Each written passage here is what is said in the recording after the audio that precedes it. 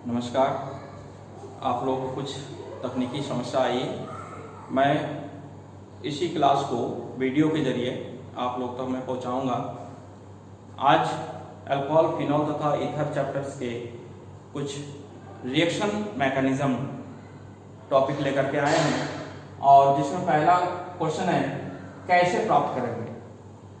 जैसे फिनॉल से toluene, phenol से क्लोरोबेंजीन, फिनॉल से एनिलीन, फिनॉल से बेंजीन, फिनॉल से बेंजोइक। इस प्रकार के क्वेश्चंस हैं, इसको किस प्रकार से हम लोग प्राप्त करेंगे, ठीक है ना।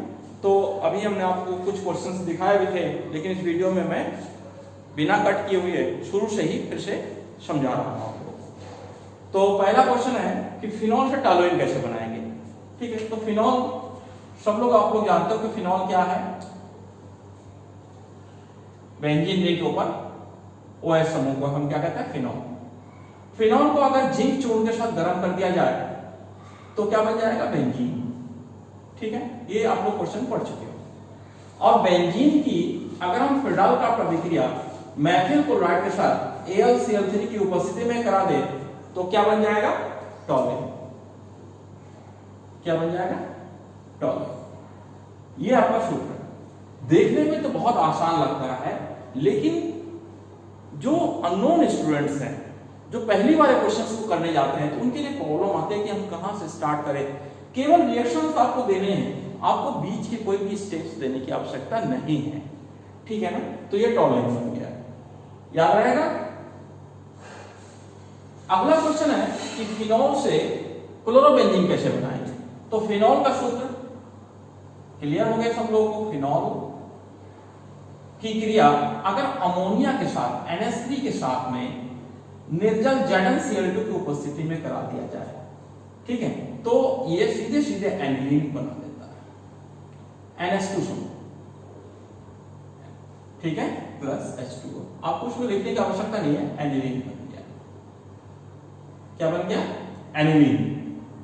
इसके बाद थर्ड क्वेश्चन आता है फिनॉल से सेकंड क्वेश्चन है क्लोरोबेंजीन, ठीक है। तो क्लोरोबेंजीन वाला क्वेश्चन छूट गया, मैं यहां भी बता दे रहा हूं। फिनॉल की क्रिया अगर हम फिनॉल की क्रिया PCl5 के साथ करा दिया जाए, फास्फोरस पेंटाक्लोराइड के साथ में, तो क्लोरोबेंजीन बन जाता है। बहुत आसान है, क्लोरोबेंजीन। क्या बन गया, क्लोरोबेंजीन। क्लोरोबेंजीन एनिलीन वाला ये हो गया, क्लोरोबेंजीन वाला ये हो गया। फिनॉल से बेंजीन, तो ये क्वेश्चन आप लोग अभी कर चुके हो। फिनॉल से बेंजीन, इतना आपको देना है केवल, फिनॉल से बेंजीन। फिर फिनॉल से बेंजोइक एसिड हमने अभी दिया था, फिर उसी क्वेश्चन को समझा रहे हैं। दो तरीके से कर सकते हो। फिनॉल की क्रिया अगर हम CHCl3 क्लोरोफॉर्म और NaOH के साथ करा दे तो आपका बन जाता है सैलिसिलिक एल्डिहाइड। क्या बन जाता है, सैलिसिलिक एल्डिहाइड।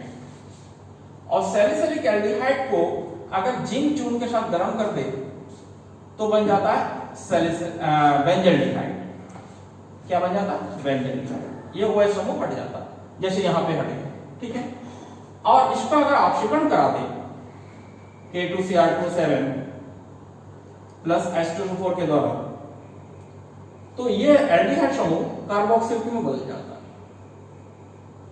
किसे बन जाता है, कार्बोक्सिल में। इसका नाम हो जाएगा बेंजोइक अम्ल। बेंजोइक अम्ल, ठीक है, याद रहेगा। इस तरीके से क्वेश्चंस को कर सकते हो, या इसका एक और मेथड मैं देने जा रहा हूं। अगर आप लोगों को ये बड़ा क्वेश्चन लग रहा, क्योंकि आप लोगों को बड़े बड़े क्वेश्चंस करने पड़ेंगे, इसी क्वेश्चन को आप और दूसरे तरीके से भी कर सकते हो। दूसरा तरीका है कि अगर इस रिएक्शंस को हम चेंज कर दे टॉलुइन में, जैसे अभी हमने किया था, और टॉलुइन का अगर ऑक्सीकरण करा दें, ठीक है, टॉलुइन का ऑक्सीकरण अगर हम कर दे क्षारीय कैमोनोफोर के द्वारा, तब भी बना सकते हो। तो इसमें ये 3 स्टेप बन जाएगा। इसी क्वेश्चन को हम इस तरीके से भी कर सकते हैं कि पहले फिनॉल को जिंक चूर्ण के साथ गर्म कर दे तो बेंजीन बन जाएगा। क्या बन जाएगा, बेंजीन। और बेंजीन के अगर फिनाइल का अभिक्रिया करा दे AlCl3 के द्वारा तो टॉलुइन बन जाएगा। क्या बन जाएगा? टॉलुइन।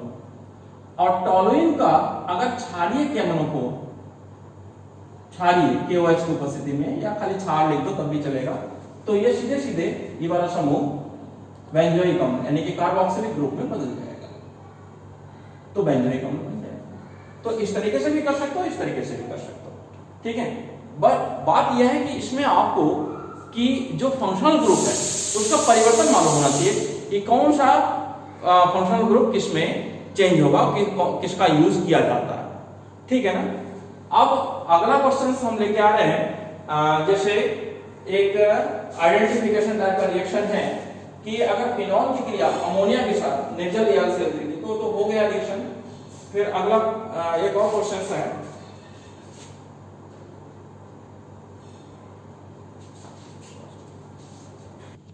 अगला क्वेश्चन है आइडेंटिफिकेशन, बड़ा क्वेश्चन है। जैसे ये आइडेंटिफिकेशन है ABCDEF की पहचान करना।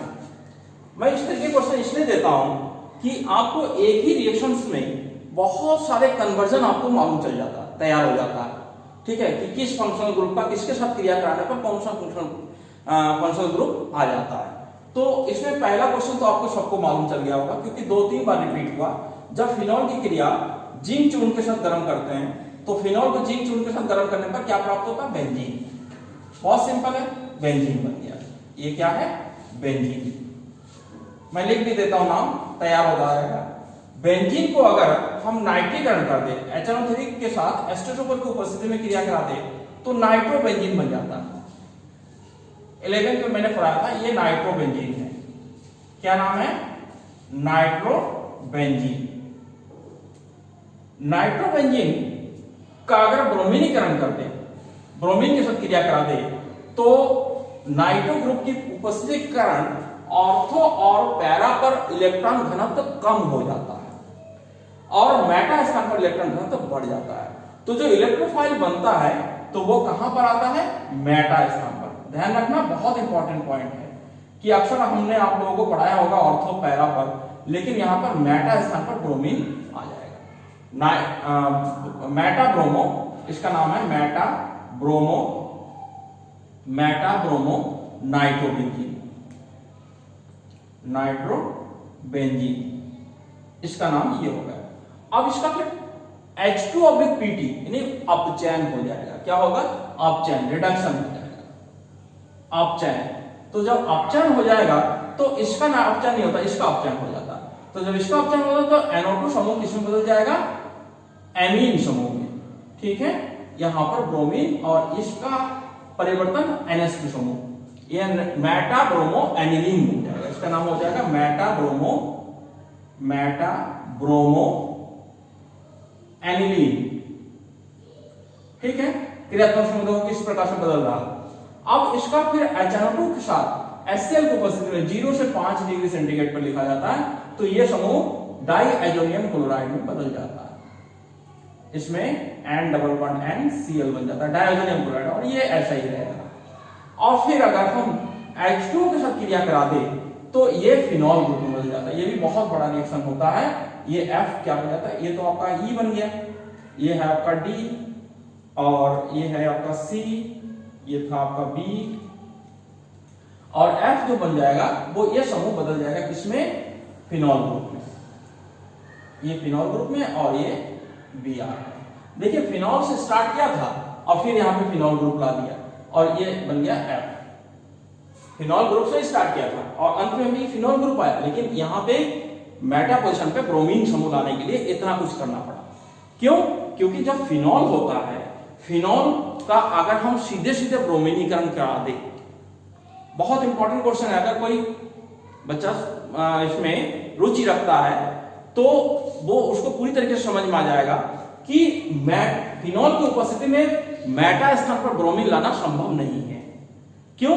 क्योंकि फिनॉल के लिए हमने बताया था आपको कि ऑर्थो और पैरा स्थान पर इलेक्ट्रोफाइल जुड़ते हैं। इलेक्ट्रॉन स्नेही प्रतिस्थापन अभिक्रिया कहां पर होता है? अगर फिनॉल भी डायरेक्ट करा दे, ठीक है। ये आपको खाली समझाने के लिए मैं लिख रहा हूं। अगर फिनॉल की क्रिया हम ब्रोमीन के साथ करा दे तो हमने कल आपको रिएक्शन दिया था कि इस प्रकार से इसका रिएक्शन होता है। यहां पर ब्रोमीन, यहां पर ब्रोमीन और यहां पर ब्रोमीन समूह जुड़ जाते हैं, यानी कि ऑर्थो और पैरा पर ब्रोमीन समूह जुड़ जाते हैं। क्यों? क्योंकि फिनॉल समूह के कारण ऑर्थो पे और पैरा पर इलेक्ट्रॉन घनत्व बढ़ जाते हैं। कहां पर? ऑर्थो और पैरा पर तो इलेक्ट्रॉन घनत्व बढ़ जाता है। लेकिन हमसे पूछा गया है कि मेटा पोजीशन पर ब्रोमीन लाके दिखाओ। तो मेटा पोजीशन पर ब्रोमीन लाने के लिए हमें फिनॉल ग्रुप को ऐसे समूह में बदलना पड़ा जो मेटा पोजीशन के लिए उत्तरदायी होते हैं, यानी कि मेटा, इसकी उपस्थिति, इस समूह की उपस्थिति के कारण इस स्थान पर इलेक्ट्रॉन घनत्व बढ़ जाता है। इसलिए सबसे पहला काम हमें क्या करना पड़ा कि ऐसे समूह लाना पड़ा। कौन सा? नाइट्रो समूह लाना पड़ा। नाइट्रो समूह जब लाए तो मेटा स्थान पर इलेक्ट्रॉन घनत्व बढ़ जाता है। फिर जब उसका इलेक्ट्रोफिलिक सब्स्टिट्यूशन कराया जाता है, इलेक्ट्रॉन नहीं प्रतिस्थापन अभिक्रिया कराया जाता है, तो मेटा स्थान पर इलेक्ट्रोफाइल, ये ब्रोमीन क्या है, यहाँ पे ब्रोमोनियम आयन बन जाता है और ये मेटा स्थान पर जुड़ जाता है। ठीक है ना? तो मेटा स्थान पर जब हमने ला दिया ब्रोमीन समूह, अब इस नाइट्रो समूह को परिवर्तन करना है हमें फिर अल्कोहल समूह में, तो फिनोलिक समूह में। तो फिनोलिक समूह में परिवर्तन करने के लिए हमने क्या किया कि पहले नाइट्रो समूह को अपचयन करा दिया, तो एनिलीन समूह यानी कि एमीन समूह आ गया। और एमीन समूह का हमने डायजोनीकरण करा दिया, इसको कहते हैं डायजोटाइजेशन, डायजोनीकरण, ये डायजोनियम समूह आ गया। डायजोनियम समूह जब आ गया कि डायजोनियम समूह को अल्कोहल समूह बदलने के लिए बहुत आसान है, इसका हाइड्रोलिसिस करा दिया गया। अब जल अपघटन करा दिया, तो इसका जब जल अपघटन करा दिया तो ये फिनॉल समूह में बदल गया। तो इस प्रकार से हमने फिनॉल से फिनॉल तो परिवर्तन किया, लेकिन मेटा स्थान पर ब्रोमीन समूह ला दिया। तो इसलिए हमने ये समझाया अलग से कि यहां पर मेटा स्थान पर लाने के लिए आपको कोई ऐसा समूह लाना पड़ेगा जो मेटा सक्रिय हो। ठीक है? तो अगला क्वेश्चन है, एक एरोमेटिक कार्बनिक यौगिक A CH तथा KOH के साथ क्रिया करके B और C देता है, जिन्हें जिंक चूर्ण के साथ आश्रित करने पर D मिलता है। D के अपक्षेपण पर यह यौगिक प्राप्त होता है। तो ABCD की पहचान कीजिए, ABCD की पहचान कीजिए एवं संबंधित रासायनिक समीकरण लिखिए। ठीक है ना? तो आपको ये समझ में आ गया होगा कि देखो इस चैप्टर को पढ़ते पढ़ते इतना आप लोग अनुभवी हो गए होंगे कि CH और KOH के साथ कौन सा यौगिक क्रिया करता है, मालूम है? और कौन सी अभिक्रिया होती है? बहुत फेमस रिएक्शन है। इस रिएक्शन का नाम भी नेम रिएक्शन में भी पूछा जाता है। नेम रिएक्शन समझते हो? बोर्ड में क्वेश्चन पेपर देखना, सैंपल पेपर देखना कि एक क्वेश्चन आता है पूरा खाली नेम रिएक्शन पे, जैसे पर्किन अभिक्रिया है, रिफॉर्मेटिस की अभिक्रिया है, रिमर-टिमन अभिक्रिया है, कार्बिल-एमीन अभिक्रिया है, कैनिजारो अभिक्रिया है, एल्डोल संघनन है। इस प्रकार के बहुत सारे रिएक्शंस होते हैं। ठीक है? उसमें 5 नंबर का एक क्वेश्चन आता है जिसमें नेम रिएक्शन होता है।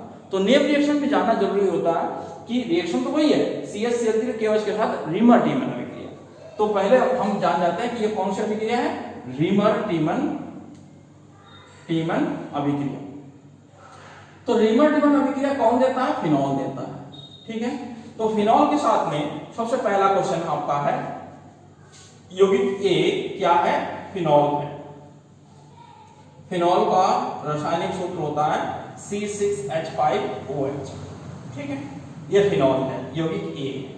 और इसकी क्रिया अगर हम क्लोरोफॉर्म और KOH या NOH के साथ करा दे तो सैलिसिलिक एल्डिहाइड, लेकिन 2 बताया उन्होंने, एक बताया B और C। यहां पे बच्चे कंफ्यूज होते हैं, हम पूरी तरीके से समझा दे रहे हैं। अगर हम ऑर्थो पे एल्डिहाइड समूह लगाते हैं तो ortho salicylic aldehyde, ortho salicylic aldehyde बनता है। ठीक है?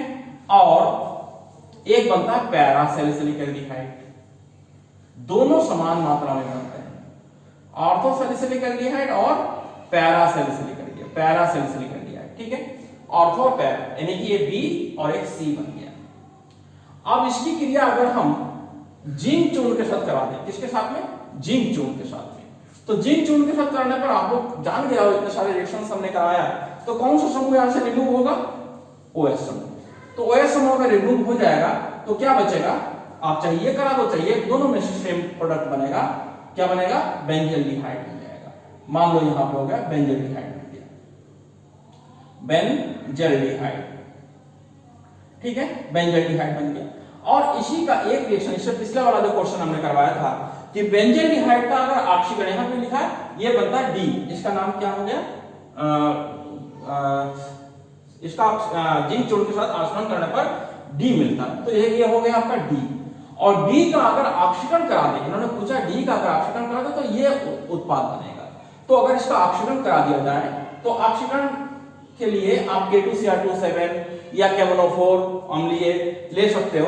तो अगर ऑक्सीकरण करा दे, ऑक्सीकरण समझ रहे हो, तो ऑक्सीकरण अगर कर दे तो ये समूह किसमें बदल जाएगा, बता सकते हो, कार्बोक्सिलिक अम्ल में।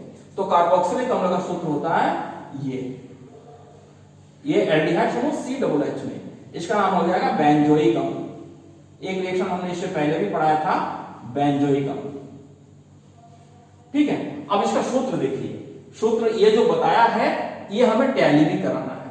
कैसे टैली हो जाएगा, देखिए काउंट करते रहिएगा, 1 carbon, 2 carbon, 3 carbon, 4 carbon, 5 carbon, 6 carbon, 7 carbon. Carbon कितने हो गए, 7। हाइड्रोजन काउंट कीजिए, हाइड्रोजन देखिए 1, यहां पे कोई हाइड्रोजन नहीं है, क्यों, क्योंकि कार्बन की वैलेंसी जो होती है वो 4 होती है। तो 4 जब होती है तो इसका आप बॉन्डिंग करके देखिए, तो यहां पर बॉन्डिंग 1 2 3 4 पूरी हो गई, तो यहां पे कोई हाइड्रोजन नहीं है। एक हाइड्रोजन यहां पर है, एक यहां पे, 2 3 4 5 6, तो 6 हाइड्रोजन हो गए। ऑक्सीजन काउंट कीजिए, ऑक्सीजन यहां पे है 2, ये सूत्र बन गया, देखिए बन गया। इसका नाम क्या है, बेंजोइक अम्ल। तो सूत्र देख करके आप बता नहीं सकते हो, है ना, कि इसका नाम क्या है, संरचना देख करके बता सकते हो इसका नाम बेंजोइक अम्ल है। तो इस प्रकार से इस तरीके के क्वेश्चंस पूछे जाते हैं, और 4 या 5 नंबर या 3 नंबर में क्वेश्चंस पूछे जाते हैं, क्योंकि अब क्वेश्चन पेपर का स्वरूप भी बदल गया है, तो क्वेश्चन उस हिसाब से बनाए जाते हैं कि जैसे मान लो ये 4 क्वेश्चन इसमें है, तो 4 और 1 इसमें और जोड़ दिया जाएगा तो वो 5 नंबर का पूरा हो जाएगा। इस प्रकार के बड़े क्वेश्चन आते हैं। अगला क्वेश्चन है कि जब डाइएथिल ईथर की क्रिया अंधेरे में क्लोरीन के साथ कराते हैं, किसके साथ में, क्लोरीन के साथ में, तो ये भी काफी इंपॉर्टेंट रिएक्शन है। देखिए डाइएथिल ईथर C2H5O C2H5, ये है डाइएथिल ईथर।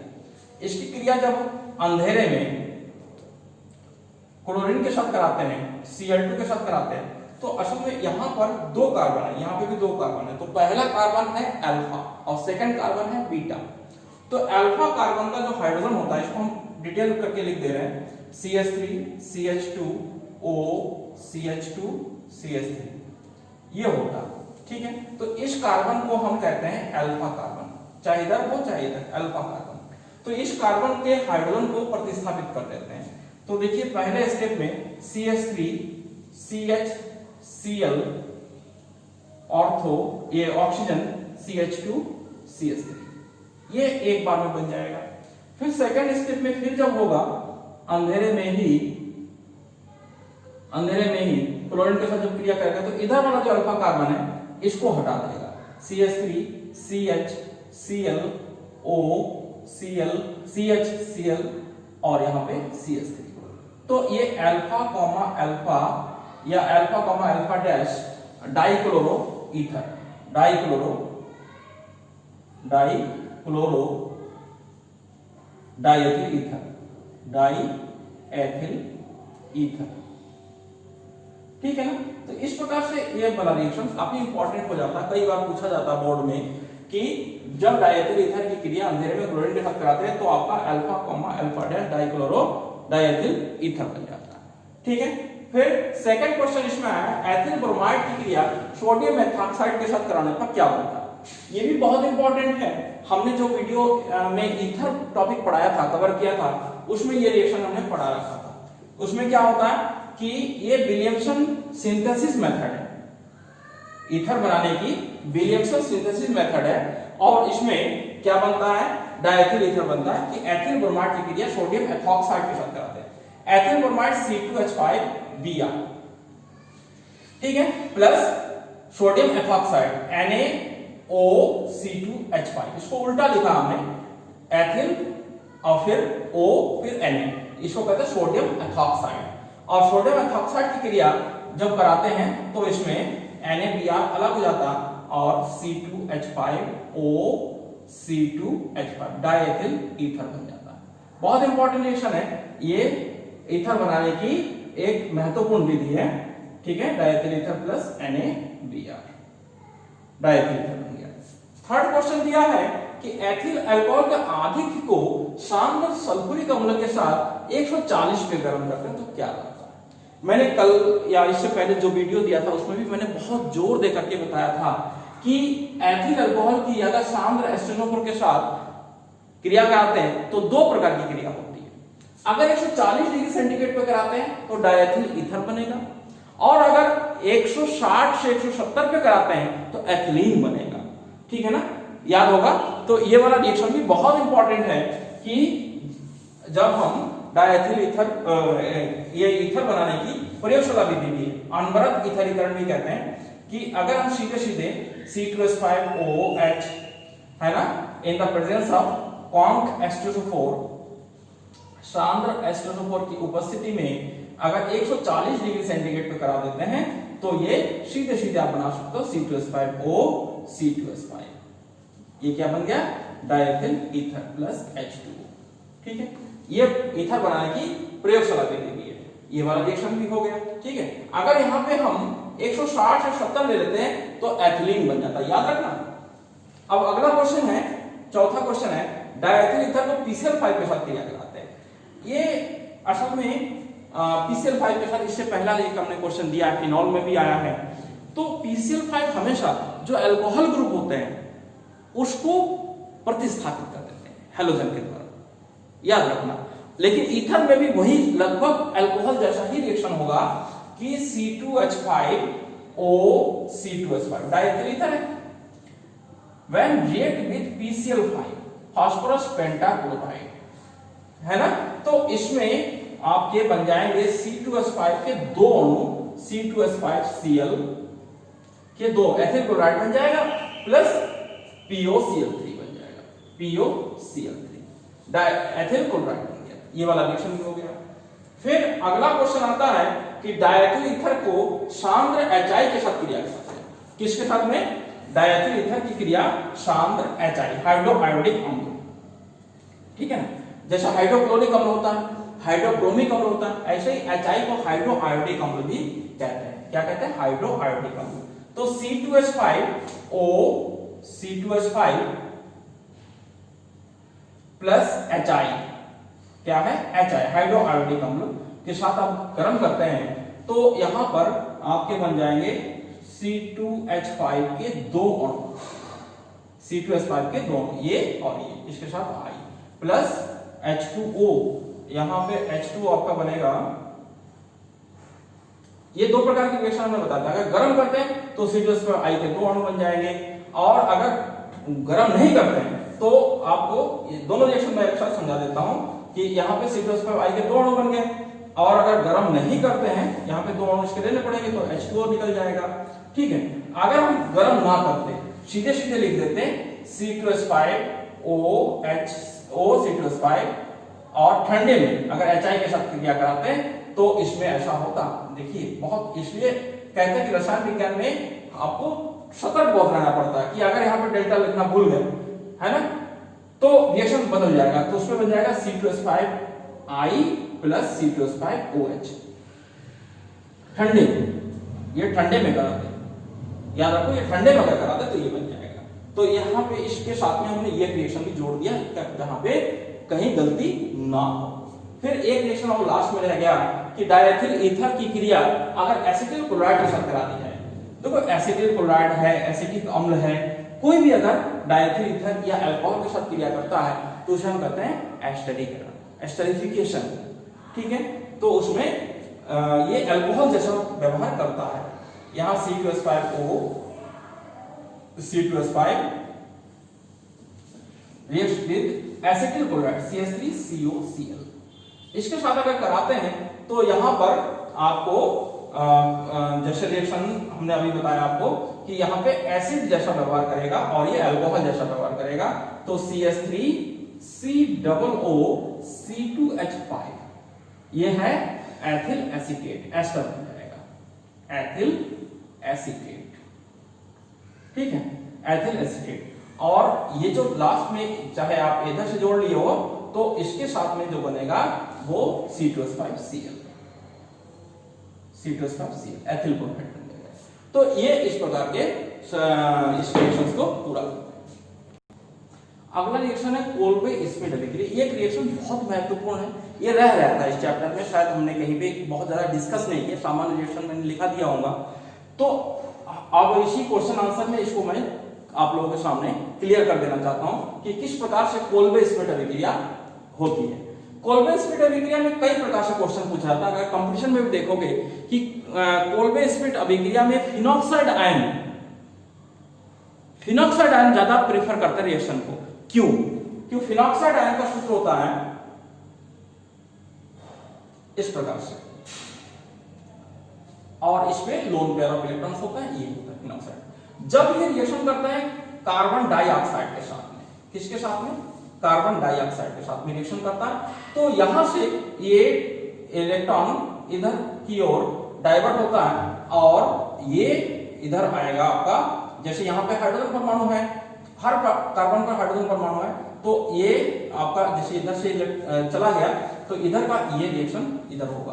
तो यहां पर आपकी ये कंडीशन ये आएगी कि फिनॉक्साइड आयन में जैसे ये हाइड्रोजन परमाणु है और यहां पर कार्बन परमाणु ने कार्बन यहां पे माइनस आवेश आ जाएगा और इसके बाद में डबल बॉन्ड होगा और ये स्थिति इसकी इस प्रकार से बनी रहेगी, ठीक है।